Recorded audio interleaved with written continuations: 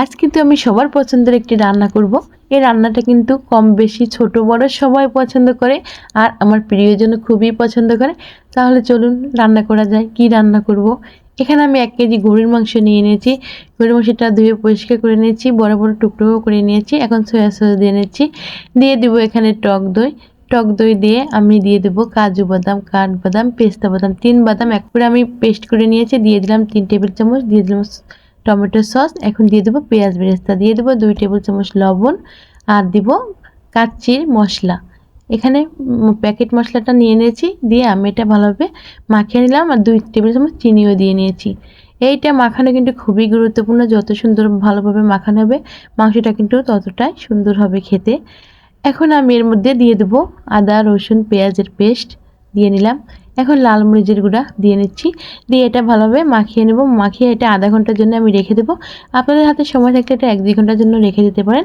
এখন আমি একটা হাঁড়িতে 1 কেজি বাসমতি চাল নিয়ে নিয়েছি। চালটা ভালোভাবে আমি ধুয়ে এটা আমি 20 মিনিটের জন্য ভিজিয়ে রেখে দেবো। এখন আমি একটি কড়াইয়ে তেল দিয়ে আমি পেঁয়াজ বেরেস্তাটা করে নেব। এখানে পেঁয়াজগুলো দিয়ে নিচ্ছি। নিয়ে আমি সুন্দরভাবে এটা ভেজে নেব। এটা পুড়ে না যায়, খুব সাবধানে আমি এটা ভেজে নিলাম। এটা আমার হয়ে গেছে ভাজা। এখন আমি তুলে নিচ্ছি।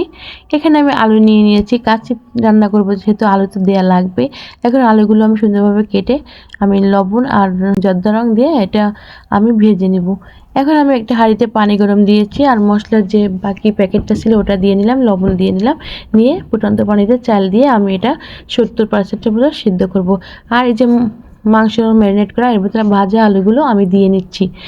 এখন এই ভাজা আলুগুলো দিয়ে আমি চালটা দিয়ে দিব। চালটা কিন্তু 70%-এর মতো সেদ্ধ হবে, বেশি সেদ্ধ করা যাবে না, তাহলে কিন্তু এটা নরম হয়ে যাবে। কারণ মাংসটা আর চাল ভাতটা কিন্তু একসাথে এটা দমে সেদ্ধ হয়ে যাবে। এখন উপর থেকে আমি সুন্দরভাবে চালগুলো বিছিয়ে দিব। সুন্দরভাবে দেয়া হয়ে গেলে আমি এখানে বাদাম কুচি দিয়ে দিব। বাদাম কুচিগুলো দিয়ে আমি দিয়ে দেবো পেঁয়াজ বেরেস্তা।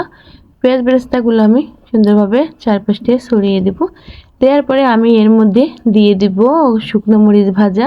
কয়েকটা শুকনো মরিচ ভাজা দিলাম আর দিলাম কয়েকটা কাঁচা মরিচ ভেঙে ভেঙে এভাবে দিয়ে দিলাম। দেওয়ার পরে আমি দিব এর মধ্যে 4-5টা আলু বোখারা। আলু বোখারাটা দিয়ে আমি দিয়ে দেবো ঘি।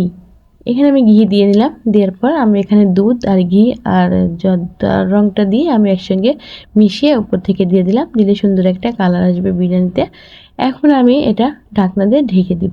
ঢেকে একটা আটা মাখিয়ে রাখছি। আটাটা দিয়ে আমি সুন্দরভাবে এটা আটকিয়ে দেবো যেন বাতাসটা বাইরে না বের হয়ে আসে। দমে রান্না হবে। এটা আমি 5 মিনিটের মতো রান্না করে আমি একটা রুটি ভাজা যে তা থাকে ওর পরে দিয়ে আমি এটা 30 মিনিটের মতো আস্তে লো মানে খুব লো আছে আমি এটা রান্না করব 30 মিনিটের মতো। মোটমাট আমার এটা রান্না করতে 35 মিনিটের মতো লাগছে। এখন আমি এটা খুলে দেখব কেমন হয়েছে। এই যে আমি খুলে নিলাম। এটা দেখতে তো অসাধারণ হয়েছে, মানে অনেক ঝরঝরা হয়েছে আর মাংসগুলোও অনেক সফট হয়েছে। এখন আমি এটা একটা প্লেটে তুলে দেখাচ্ছি। এটা দেখতে কিন্তু এক কথায় এতটাই মজা হয়েছে খেতে আর দেখতে তো অসাধারণ। এখন আমি প্লেটে তুলে নিচ্ছি। এই যে মাংসটা কিন্তু নরম হয়েছে অনেক আর আলুটা তো অনেক মজার হয়েছে এটা খেতে। আর এটা কিন্তু সবাই পছন্দ করেছে। আর আমার প্রিয়জন কিন্তু এই কাচ্চি বিরিয়ানিটা খুবই পছন্দ করে। আপনারা কে কে পছন্দ করেন এই কাচ্চি বিরিয়ানিটা? আমাদের কিন্তু খুবই পছন্দ। আর কেমন হয়েছে আমার কাচ্চি বিরিয়ানিটা অবশ্যই জানাতে ভুলবেন না।